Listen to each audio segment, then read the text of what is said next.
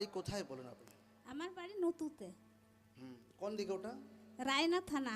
হুম এখানে লেখা আছে 2.5 বছর আগে আপনার গলব্লাডারে টিউমার ধরা পড়ে। হ্যাঁ আর তারপর টিউমার যখন চিকিৎসা করা হয় তারপর সেটা বায়োপসি করা হয় হ্যাঁ আর সেটা ক্যান্সার রিপোর্ট সেটা আসে। হ্যাঁ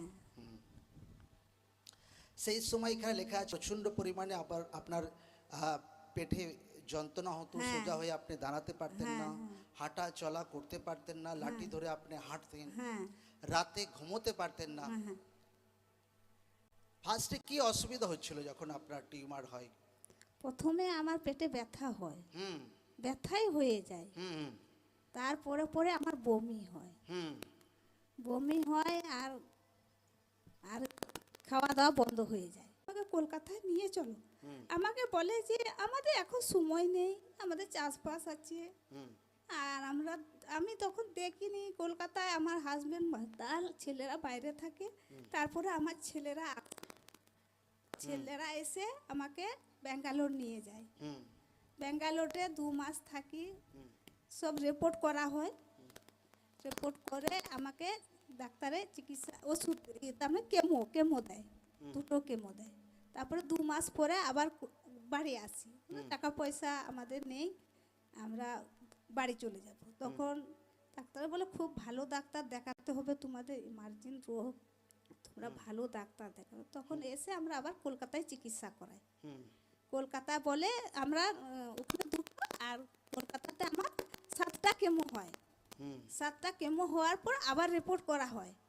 তার রিপোর্ট বলে যে কিডনির দিকে রোগটা চারিয়ে যাচ্ছে, যেটা জড়ো হওয়ার কথা সেটা আমার চারিয়ে যাচ্ছে, কিডনির দিকে চারিয়ে যাচ্ছে।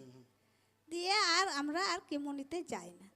আমি আচ্ছা আমি কেমো নিতে আর যাই না। আমি ছেলেদিকে বলছি আমার যখন রোগ কমছে না আমি আর কেমো নিতে যাব না। হুম আমি এখানে এবার প্রভুতে আমি এসেছি। আচ্ছা ওই টাইমে আপনি আগে থাকতে প্রভুতে ছিলেন না ওই টাইমে হ্যাঁ, প্রভুতে আমি গেছিলেন? প্রভুতে ছিলাম। আগে থাকতে আমি ছিলেন আপনি? লকডাউনে আমি প্রভুতে আমি বন্ধ করে দিয়েছি। হ্যাঁ আপনি আর মাঝখানে আর প্রার্থনা হ্যাঁ, আসা হ্যাঁ। অনেকদিন বন্ধ করে হ্যাঁ দিয়েছিলেন। বন্ধ ছিল। যখন প্রবলেম এসে গিয়েছিল ফিরসে আপনি প্রার্থনা আসতে শুরু করেন, তাই তো? হ্যাঁ হ্যাঁ।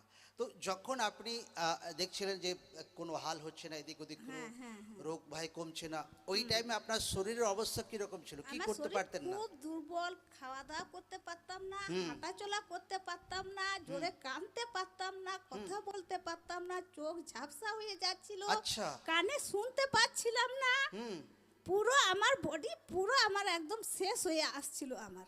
আচ্ছা। তো ওই টাইমে আপনার প্রভুর কথা খেয়াল পড়লো? হ্যাঁ, প্রভুর কথা খেয়াল পড়ে ফির